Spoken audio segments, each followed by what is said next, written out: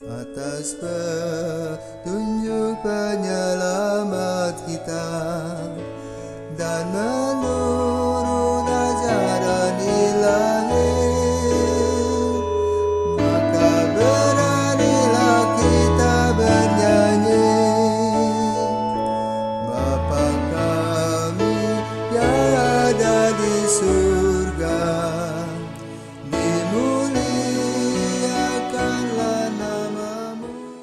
Saudara-saudara terkasih di dalam Kristus, selamat pagi. Salam jumpa lagi dalam Sabda Siap Saji Sabtu 13 November 2021. Marilah kita berdoa. Dalam Bapa, Putra, dan Roh Kudus. Amin.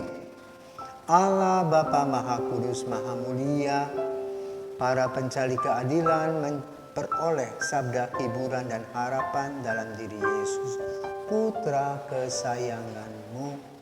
Kami mohon semoga sabdamu membuat lega hati kami, sebab itulah cara yang Kau kehendaki umat bersatu dengan kami. Demi Kristus Tuhan dan pengantara kami, kini dan sepanjang masa. Amin. Tuhan bersamamu dan bersama rohmu.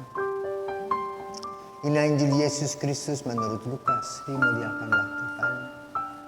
Lukas bab 18 ayat 1 sampai 8. Pada suatu ketika Yesus menceritakan suatu perumpamaan kepada murid-muridnya untuk menegaskan bahwa mereka harus selalu berdoa dengan tidak jemu-jemunya. Ia berkata, di suatu kota ada seorang hakim yang tidak takut akan Allah dan tidak menghormati siapapun. Di kota itu ada pula seorang janda yang selalu datang kepada hakim itu dan berkata, "Belalah hakku terhadap lawanku." Beberapa waktu lamanya hakim itu menolak, tetapi ia kemudian berkata dalam hatinya, "Walaupun aku tidak takut akan Allah dan tidak menghormati siapapun, namun karena janda ini menyusahkan daku, baiklah aku membenarkan dia supaya jangan terus-menerus datang dan akhirnya menyerang aku." Lalu Yesus berkata, "Camkanlah perkataan hakim yang lalim itu. Bukankah Allah akan membenarkan para pilihannya yang siang malam berseru kepadanya? Dan adakah ia mengulur-ulur waktu sebelum menolong mereka? Aku berkata kepadamu, ia akan segera menolong mereka. Akan tetapi jika Anak Manusia datang, adakah ia menemukan iman di bumi ini?" Demikianlah sabda Tuhan. Terpujilah Kristus. Agak ganjil ya, Yesus memberikan contoh teladan bahwa ada orang yang tidak peduli sama Tuhan, tidak takut sama Tuhan, tetapi sama seorang janda dia takut. Tapi itulah manusia. Jadi Yesus memang mengambil kasus ini dari kehidupan manusia biasa. Salah kaprah. Harusnya kita itu pertama takut akan Allah.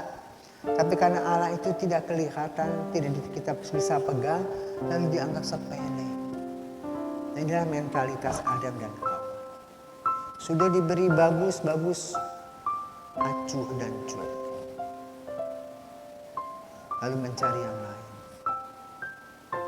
Perempuan yang datang pada hakim tadi minta bantuan, pembelaan. Maka lalu harus ada kriteria. Kalau memang kasusnya itu benar, dimanapun hakim itu mesti membela. Tidak seperti zaman kita ini loh. Siapa yang berani bayar, dia yang menang. Itu bukan keadilan, namanya kecurangan. Dan nanti ada akibat dari kecurangan tadi. Jangan lupa kita akan tutup mata pada waktunya. Dan sebelumnya kita harus bertanggung jawab atas ketidakjujuran yang kita lakukan. Dalam Injil pada hari ini kita disadarkan bahwa membela yang benar, apa, siapa, dan dimanapun harus kita lakukan. Tetapi untuk membela yang tidak benar, tunggu dulu. Tapi zaman sekarang, orang bisa membela yang salah jadi benar, yang benar jadi salah. Hal itu disebabkan apa? Karena kita tidak mengadakan waktu desa duduk merenungkan apa yang Tuhan kehendaki bagi kita. Karena yang paling penting sekarang adalah jubah atau pakaiannya yang kita pakai. Lalu seolah-olah dengan pakaian seperti itu kita mempunyai kuasa yang hebat, tak pernah salah. Padahalnya kita perlu merefleksikan semua langkah-langkah kita. Apakah kita mengikuti langkah yang benar atau langkah yang kita sukai dan tidak disukai. Kalau kita melangkah dengan hal yang berkaitan dengan kebenaran, maka akan ada kepuasan. Kalau kita membela dengan rasa suka dan tidak suka, apalagi menguntungkan atau tidak, maka ketidakadilan akan terus mengikuti kita. Dan pada waktunya dia minta keadilan pada kita dan kita sudah tua. Tidak bisa lari lagi dari kenyataan. Maka mari saudaraku terkasih, kita berjalan di jalan yang benar. Sehingga kita santai. Kita dapat menikmati hari-hari esok dan hari-hari tua kita dengan gembira. Kenapa? Kita tidak masalah langkah. Langkah kita benar. Tapi untuk mencari kebenaran itulah ada seninya. Itu bagaimana kita membuat relasi yang dekat dengan Yesus yang akan memberikan kepada kita jalan kebenaran dan hidup. Biarpun saudara terkasih kita mengalami hal-hal yang berat, kalau kita terus-menerus berdoa kepada Yesus. Yesus tidak tidur, Yesus melihat, Yesus menghargai usaha-usaha kita. Jangan takut. Semoga kita semua diberkati. Amin.